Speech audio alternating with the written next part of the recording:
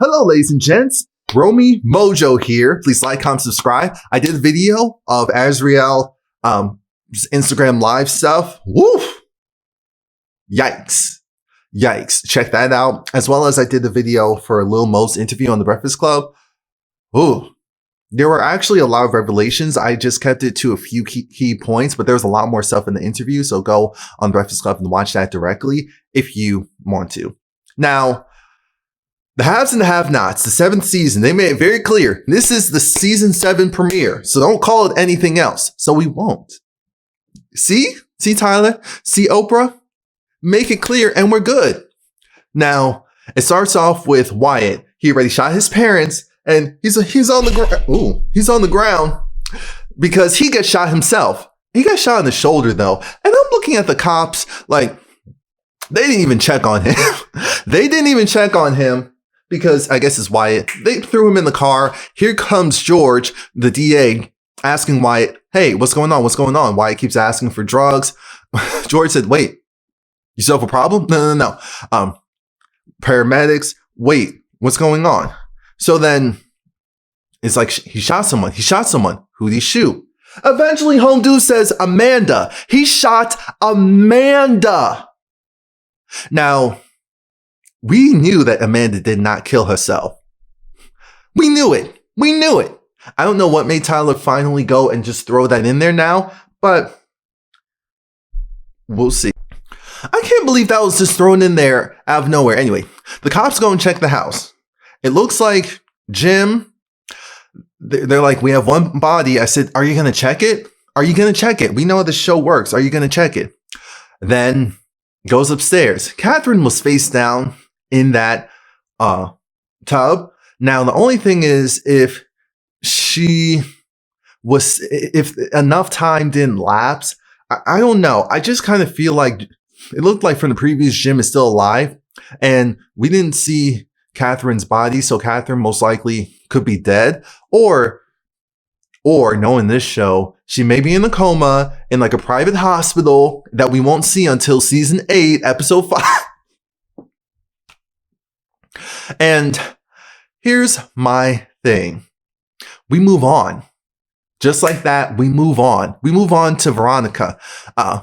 Veronica gets a call from one of her goons who's at a hospital because one of his partners and his brother, both dead. They're both dead because, and now we go over to David's house. Somehow David went all went all shaft and killed 2 people in the house. I'm looking at this like, what?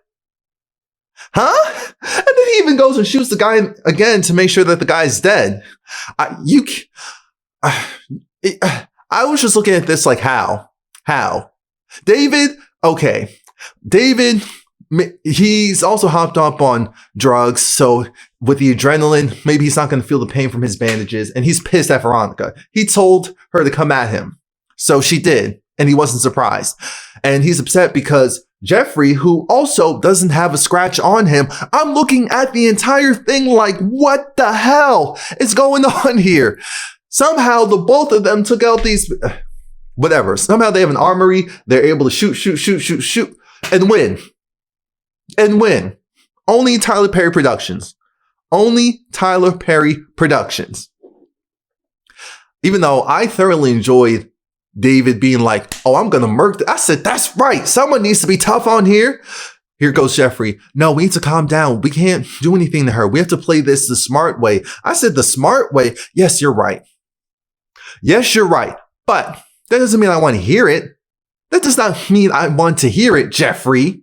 That was essentially their storyline because he calls the cops. That was the end of that. Veronica is still talking to the goon and Veronica was just like, look, I hired you. You couldn't take them out. Why would I go and help you? And of course, he's threatening her, saying he'll expose her.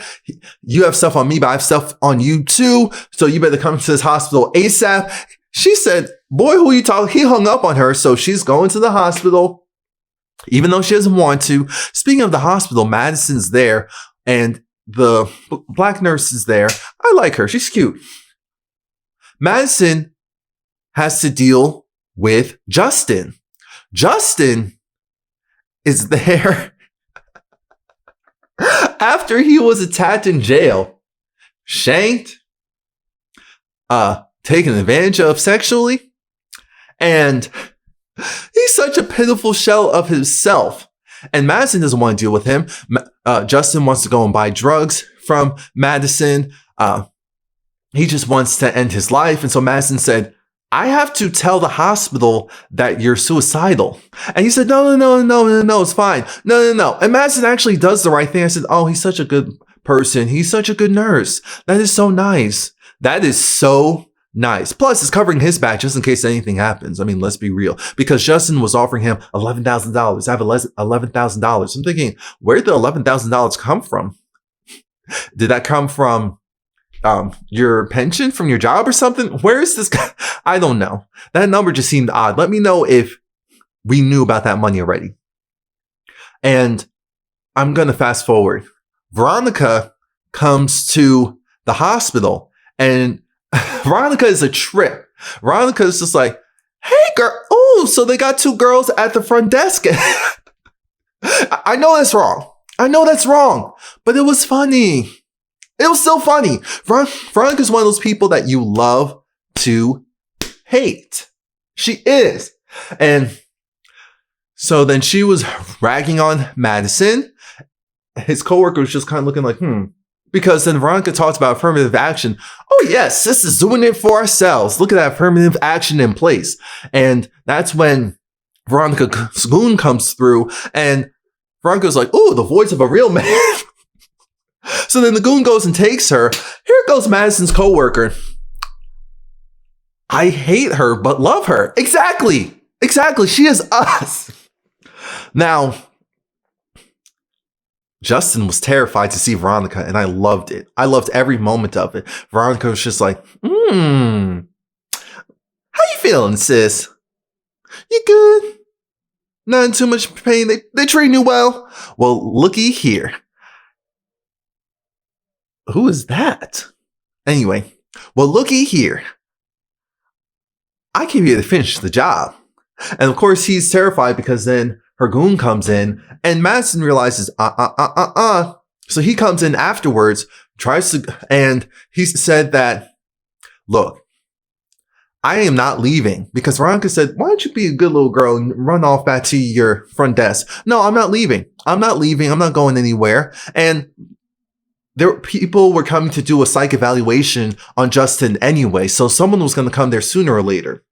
So Veronica leaves for now, and Justin was like, thank you, you're a good person, Madison, and I'm really sorry for what I did to you. I said, okay, that's cute, that's great. Go and continue to cry, Justin. While that's happening, this hospital was lit today. The hospital, at the end of the episode, we saw Celine. Yes. The house, I don't like saying maid, but you know who I'm talking about. From prior seasons, we found out that both of her sons are actually Jim Cryer's sons, and that's why she was working in the house the entire time. At one point, we thought that Amanda might have been her daughter just because Amanda looked swirly instead of just Catherine and Jim White. You know, if you've been watching the show, you know exactly what I'm talking about. So Celine's there, and she's working the graveyard shift. Veronica sees her, and Veronica's like, oh, wait a minute. So like, girl, what are you doing here? Oh, please just, I'm just here working. What are you doing? I know that your kids are Jim Cryer's kids. I can help you get revenge on him and get money from him. Why wouldn't you want to do that instead of mopping the floors? And she was like, look, I just want to work. And why would you want to work? So that I can provide for myself and my family? No, again, I can help you. So then Celine kind of looks curious. We know she's going to work with her a little bit later, but here goes Veronica saying, oh yeah, by the way, you missed a spot on the floor. See, she don't even have a dang Veronica. Woo! Veronica. Now we transition over because I felt like there were a lot more characters in the past. we see that, let's talk about Charles. Charles, he's doing these interviews to show that, oh, he was hoodwinked by Candace. He was hoodwinked by Candace, how she, as we've seen from the information exposed on her, that she's a career professional criminal, and goes after powerful men. And I'm thinking, wow. After he's done with all of that, hold on. Yeah, so after he's done with the interviewing, he then talks to his new Landon. That's what I'm calling the guy. I saw the guy's name. I didn't care once I saw the name. I said, ooh, that's not memorable. So his new Landon is saying, you did great, sir. You did great, sir. And they're saying great things about you on social media. But what about her? What are they saying about Candace? Don't worry about that. So now he goes and leaves. Charles almost calls Candace, but he doesn't. Thankfully, she will curse him out. Landon comes through. I'm thinking, how's Landon still here? The new Landon forgot to go and tell everyone that Landon was fired. So Landon still had his credentials. Got strike one. So now Landon is saying how, oh, you're a snake. You've been waiting for this opportunity to try and take my spot, but it's not going to happen, baby. It's not going to happen, sis. I'm thinking, did they have something? Because the more new Landon started to talk, I said, something about this relationship. Something about this relationship. And I just kept looking like, Anyway, after some quick little banter, Landon said he wasn't going anywhere. So the new Landon went to go and talk to Charles. Charles said, let old Landon in. He did. And Charles poured Landon a drink, had him sit down, even tried to take off one of his shoes. And I said, oh, this is a setup. And that's exactly what it was. He was trying to see if, Landon, did you intentionally go and allow the media to put out the information on Candace because you were in love with me? Remember, your friend told me that you're in love with me. You said that to her. And he's like, oh, okay, but you're polarizing it. I'm thinking, Landon, be smart this time. Be smart. And Landon kept saying, no, I did not do this intentionally. Landon's still fired because he couldn't get the job done. He's just not going to get his butt beat. So now Landon leaves. And again, he curses out new Landon by saying, look, just because your parents own restaurants and you come from something doesn't mean that I won't destroy you. I said, Landon, you were coming off so bitter. But we do find out new Landon has always despised old Landon. And again, I feel like, is there some tension there? Did something happen there? Or did one person want something to happen and it didn't? Who knows? But now we get to move on to Hannah and Candace. Their relationship is so different now. Candace wants to talk to her father. Hannah doesn't really like that idea, but she loves the fact that Candace just seems more open. And Candace wanted to know, though, why did Hannah never aspire for more or really want more? Hannah said that she loved life and she loved her life. She loved her small house in the hood. She loved her family, and that was enough for her. And she thinks that maybe Candace being around people who had so much more made Candace want that for herself. But Candace was, molested. So it makes sense that she's been trying to fill a void.